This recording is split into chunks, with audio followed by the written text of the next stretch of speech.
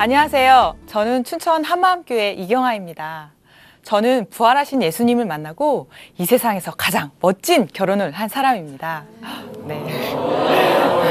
세상에서는 이곳이 전부인 양 보이는 것으로 판단하고 결정하고 계획하며 살던 제가 지금은 보이지 않는 천국을 소망하면서 진짜 행복한 가정을 꾸리고 멋진 사명자의 삶을 살고 있는 간증을 나누고자 합니다.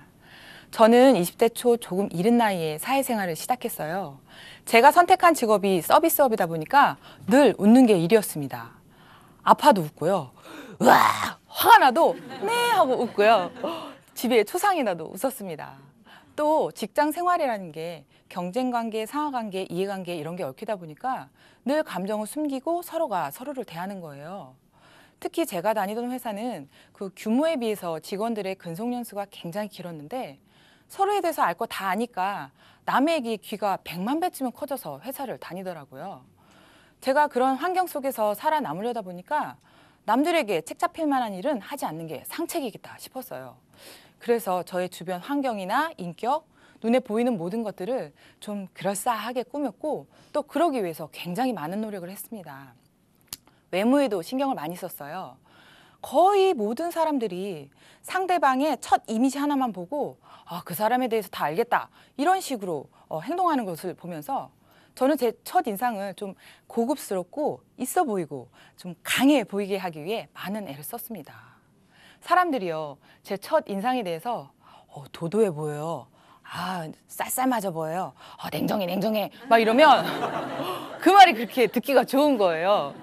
그리고 어디를 나가도 머리부터 발끝까지 완벽하게 세팅이 되지 않으면 밖에 나가지 못했어요. 한 번은 머리, 의상, 구두 진짜 완벽했는데 귀걸이를 빠뜨린 거예요. 친구 생일 파티였는데 구석에 이렇게 쭈그리고 앉아가지고 술만 마시다 집에 갔습니다. 귀걸이 하나 때문에 정말 적극적이고 활발한 저의 성격이 소극적이고 소심해질 정도로 외모는 저의 우상이었습니다. 그리고 제가 대기업에서 운영하는 그 레저업 쪽의 그 계열사에서 근무를 했는데요. 돈이 많고 명예가 높고 우리나라에서 좀 한다는 사람들을 대하다 보니까 제가 눈만 높아지더라고요. 매일같이 무슨 그룹의 회장, 기업의 사장, 연예인 이런 사람들만 보니까 감이 없어지는 겁니다. 그때 당시 제가 대리직에다가 월급이 300이 훨씬 넘었는데도 늘 돈이 부족했어요.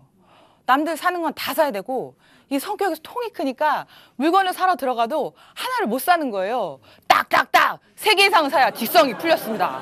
예. 그렇게 직장 생활 12년 동안 저한테 남은 거는 상황 파악 안 되는 사치와 눈에 보이는 것으로 판단하고 또 이 세상이 전부인 줄 알고 사는 괴물 같은 저였어요. 그러다 어느 날부턴가 이상한 생각이 들었습니다. TV를 봐도 주변을 봐도 착한 사람은 별로 없는 것 같고 세상도 점점 미쳐가는 것 같은 거예요. 사람들은 날이 갈수록 더 악해지고 잔인해지고 제가 부딪히는 세상 속 사람들은요, 진실된 사람이 한 사람도 없는 것 같은 거예요. 정을 주고 잘해주면 꼭 배신이 따라오고 갑자기 친절하고 다정하게 다가오는 사람은 반드시 목적이 있었습니다. 그러다 보니까 세상이 왜 이런지, 사람들이 왜 이러고 사는지 그 이유가 분명히 있을 텐데 그런데 그 답을 모르겠더라고요. 그러다 우연히 제가 책을 한두 권씩 읽기 시작했어요. 처음에는 좀 이렇게 고상해 보이고 싶어서 읽었습니다. 그리고 많은 지식을 알고 있으면 남들보다 좀 괜찮은 사람이 되는 줄 알았거든요. 그리고 제가 찾는 그 답이 책 속에 있을 거라는 분명한 확신이 있었습니다. 그래서 정말 미친 듯이 책을 읽었습니다. 그렇게 10년 동안 책에 중독되어 살았습니다. 그러나 저에게 남은 것은 책을 읽기 전보다 더 복잡해진 정신과 엄청난 양의 책, 그리고 세상과 단절되어가는 저만 남은 거예요. 저는 그렇게 많은 책을 읽었지만 진리는 결코 찾을 수가 없었습니다. 그럴 쯤에 제가 주변 사람들한테 상처를 좀 많이 받았어요. 정말 진심으로 믿었던 사람에게 배신을 크게 당했는데 너무 고통스러웠습니다. 죽고 싶다는 생각만 들고 다시는 다른 사람을 믿고 싶지도 않고 만나고 싶지도 않다는 생각만 가득 찼어요.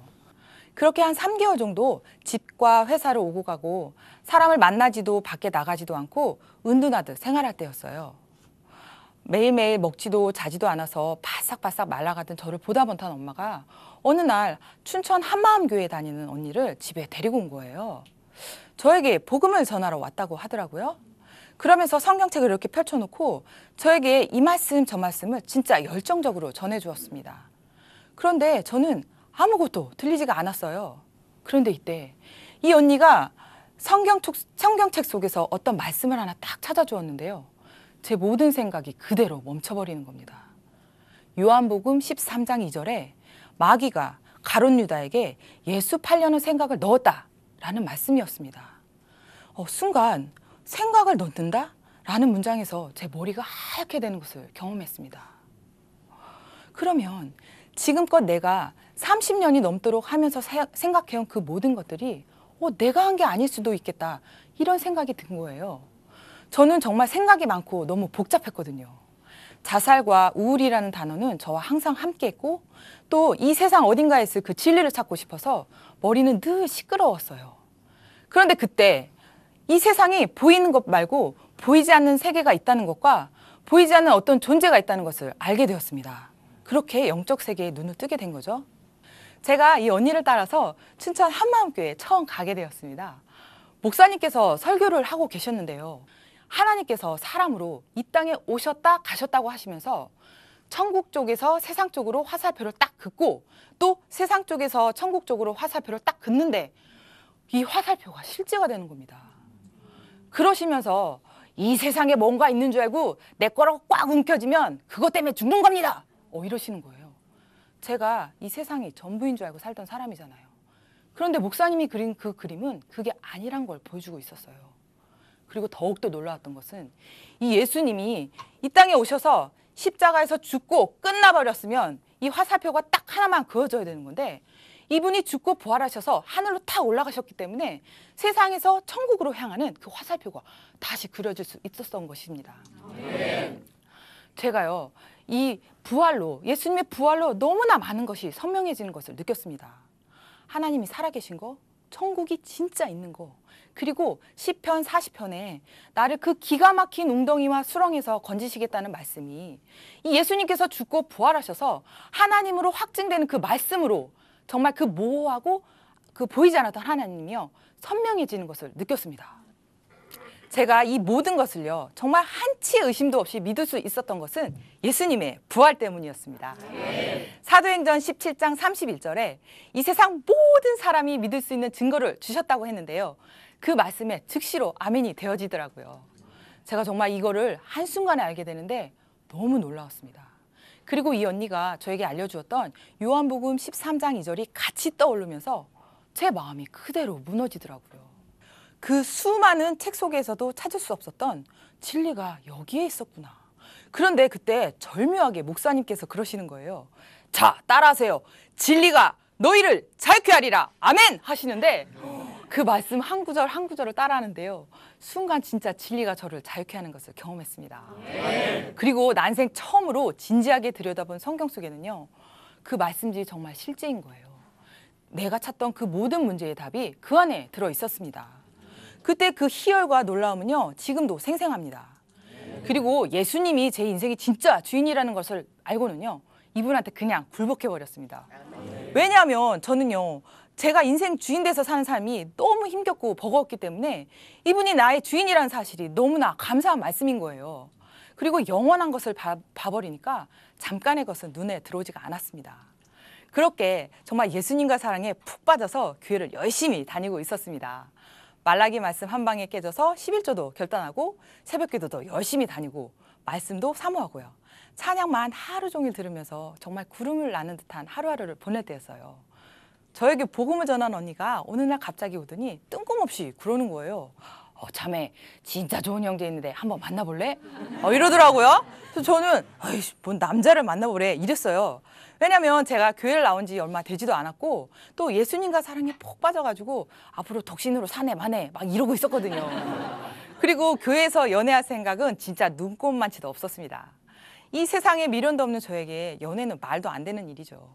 그래서 언니한테 좀 미안하지만 괜찮아요. 그리고 거절을 했어요. 근데 이 언니가 진짜 집요하더라고요. 저만 보면 자꾸 만나서 얘기를 하는 거예요. 그러면서 하루는 안 만나도 좋으니까 누군지라도 한번 보라고 하면서 정말 자신 있게 한 형제를 딱 가리켰습니다. 저도 궁금한 나머지 그 형제가 누군가 하고 이렇게 봤죠. 진짜 그냥 허기예요. 이건 만날 것도 아니고 연애고 결혼이고 관심도 없지만 왜 해도 너무한다 싶은 게 진짜 미치겠더라고요. 제가 지금 둘째를 낳은 지 한 달 반 정도 되어서 살이 좀 이렇게 불어 있지만요. 처녀 때는 키도 크고 진짜 49kg 나가는 초날씬녀였습니다. 그리고 돈도 그 정도 벌면 아쉬울 게 없었어요. 그런데 이 언니가 저한테 소개를 시켜주겠다는 그 형제는요.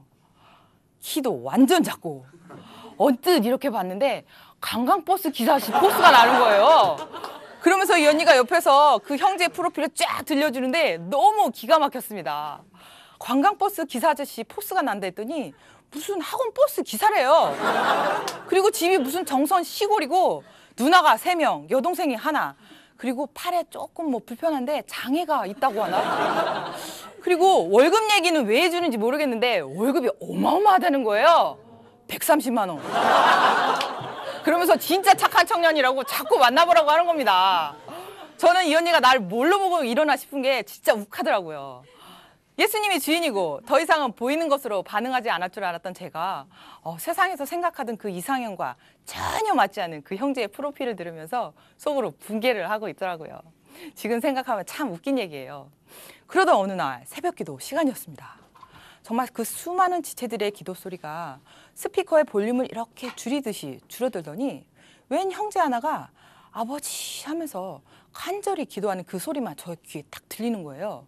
그래서 좀 이상하다 생각은 했지만 그냥 생각지 않고 다시 기도를 하려고 눈을 감았는데 또 아버지 하면서 하는 그 기도 소리가 제 귀에 딱 들리는 거예요. 좀 궁금한 나머지 뒤를 돌아다 봤습니다. 형제들이 엄청 많더라고요. 그런데 그때 그 언니가 저에게 소개를 시켜주겠다던 그 형제가 눈에 탁 들어오는 거예요. 그래서 잽싸게 앞을 쳐다봤죠. 그리고 다시 이제 기도를 하려고 눈을 감았는데 그때 어떤 음성은 아니었어요. 그리고 신비한 울림 같은 것도 아니었는데 제 머릿속에 문장이 하나 땅 하고 떠오르는 겁니다. 네 남편이다. 저는 정말 깜짝 놀라서 눈을 탁 뜨고 머리를 막 흔들었어요. 그런데 그때 그 문장과 함께 저한테 소개를 시켜주겠다던 그 형제 얼굴이 동시에 떠오르는 겁니다. 네. 그런데 그날 이후로 이 언니는 저한테 더 적극적으로 그 형제 이야기를 하는 거예요. 한 번만 만나봐라. 니네 봤을 땐 분명 짝이다 라고 하면서 너무나 확신에 차서 이야기를 하는 겁니다. 와, 이게 하나님 뜻 아니면 진짜 마격사 둘 중 하나인데 요거를 확인할 수 있는 방법은 이 형제를 만나보는 방법밖에는 없다는 생각이 들었거든요. 그리고 이렇게 돌아가는 사항이 제가 간단하게 거부하고 잊어버릴 만한 그런 사안의 문제가 아니었어요. 그래서 저는 이렇게 생각을 하고 있는데 이게 굴복이 안 되더라고요. 와, 진짜 만나기가 싫은 거예요. 이게 하나님 뜻이면 어떻게 하지? 내가 예수님께 내 남은 삶 다 드리고 굴복하겠다고 했는데 이게 안 되더라고요. 그러나 저는 그 형제를 정말 울며 겨자 먹기로 만나기로 했습니다. 그렇게 저를 데리러 오기로 한 형제를 그 언니의 집에서 기다리고 있는데요. 저를 이제 데리러 왔다는 전화가 온 거예요. 그래서 내려갔어요. 그런데 이게 웬일입니까? 여전히 키도 작고 이렇게 보니까 뭔가 좀 어눌해 보이는 한 남자가 시커먼 차 앞에 서서는 저와 이쪽으로 모시겠습니다. 이러면서 인사를 꾹꾹 하는데 제 안에서 기도가 터져 나오는 거예요. 주여, 도대체 저한테 왜 이러십니까? 정말 입술을 꽉 깨물고 진짜 그 형제의 차를 타고 찻집을 향해 갔습니다. 차 안에서 기도를 정말 많이 했는데요. 뭐라고 했냐면 하나님, 저한테 뭘 원하시는지 모르겠는데요. 지금 당장 제 눈을 바꿔버리시던지 아니면 옆에 있는 남자 좀 바꿔주십시오. 라고 말입니다. 그렇게 저와 그 형제는 찻집에 마주 앉았습니다. 어색한 시간이 지나고 짧은 대화를 하는데 조금 이상한 일이 일어났어요. 제가 성격도 되게 급하고 한번 마음으로 아니다 싶으면 끝까지 아니거든요. 그런데 막 곁에 붙을까 두려운 그 형제를 마주 앉아서 보는데 마음이 갑자기 따뜻해지고 푸근해지는 겁니다. 그리고 그 형제의 프로필, 그러니까 외모나 환경 이런 게 보이는 게 아니라 그 형제의 마음이 보이기 시작하는 것이었어요. 착하고 순수한 그 마음이 보였고요. 또 하나님 사랑하고 있는 그 순수한 마음이 보였습니다. 저는 세상에서 사람을 볼 때 외모나 환경 아니면 그 사람이 나한테 얼마나 유익한가 아닌가 이런 것으로 기준을 기준으로 봤거든요. 그런데 그때는 그런 것이 아니라 사람의 마음을 보는 눈이 뜨여진 거예요. 정말 놀라웠습니다. 그리고 그 형제 앞에 앉아있는 제가 부끄러워지는 것을 느꼈어요. 저는 겉만 번지르르 하지 진짜 속은 썩을 대로 썩은 사람이었고, 그 형제는 겉은 비록 보잘것없지만 이 세상에서 가장 귀한 것을 품은 보물창고 같다는 생각이 들었습니다.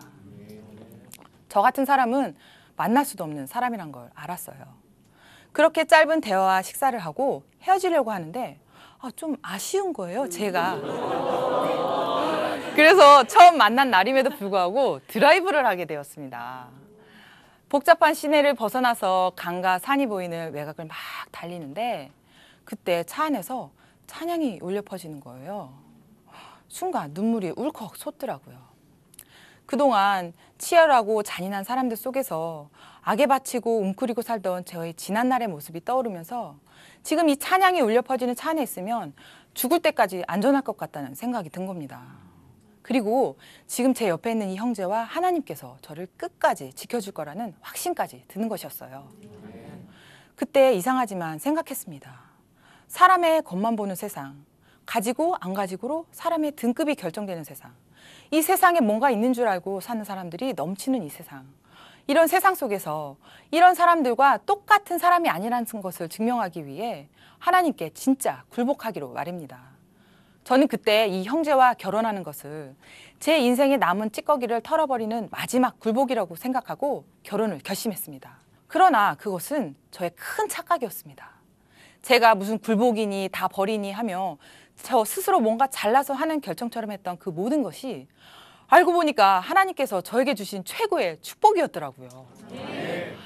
제 인생에 제가 주인 되어 살았던 결과물이 뭐냐? 자살, 우울, 자폐적인 삶, 그리고 내 뜻대로 되지 않는 미래 아니었나. 그런데 지금은 예수님이 제 인생의 주인이시잖아요. 그런 예수님께서 저에게 마지막으로 말씀하시는 것이었습니다.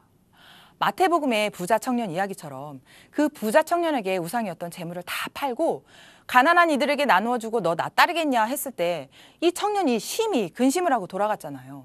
그래서 영생을 얻지 못했는데 하나님께서는 저의 남은 그 마지막 견고한 진을 깨부수고 제 삶 전체에 굴복을 원하셨던 겁니다. 저는 제가 계획했던 삶과는 정반대의 삶을 원하시는 하나님 뜻에 순종했고 또 제 삶 전체를 뒤바꾸는 결정을 함으로써 하나님께 완전한 굴복을 하게 되었습니다. 그 후 저에게는요, 이 세상에 없는 최고의 축복된 삶이 허락되었습니다. 예수님이 주인이니까 다 가진 자, 이 세상에서 최고의 부자를 선물로 받은 것입니다. 저는 그 이 세상 최고의 부자와 일주일 만에 상견례와 결혼 날짜를 잡고 초고속 결혼을 해버렸습니다. 예. 그때 당시 신랑이요, 앤디 가르시아, 더스틴 호프만 이런 해외 유명 스타를 닮았다고 주장했는데요. 그때 사실 그 관광버스 기사 아저씨 같던 그 신랑이 앤디 가르시아로 보이기 시작하는 것이었습니다. 네. 결혼 후 바로 자녀의 축복도 주시고 지금은 남편을 통해서 공동체를 누리는 기쁨도 함께 주셨습니다. 제가 혼자인 채로는 하나님을 향해서 달려가겠다는 그 열정 앞에 여지없이 무너지고 뒤돌아설 것을 아셨던 하나님께서 저에게 동역자를 붙여주신 거예요.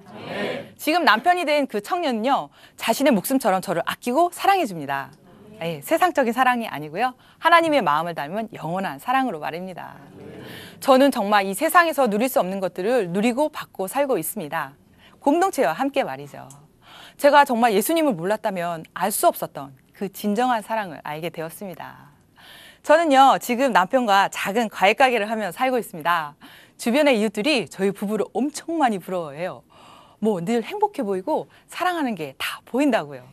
그래서 그 비결이 뭐냐고 물으면 부활하신 예수님이 저희 주인이십니다 라고 대답을 합니다. 예. 모든 가정의 문제는 예수님께서 해결을 해주십니다.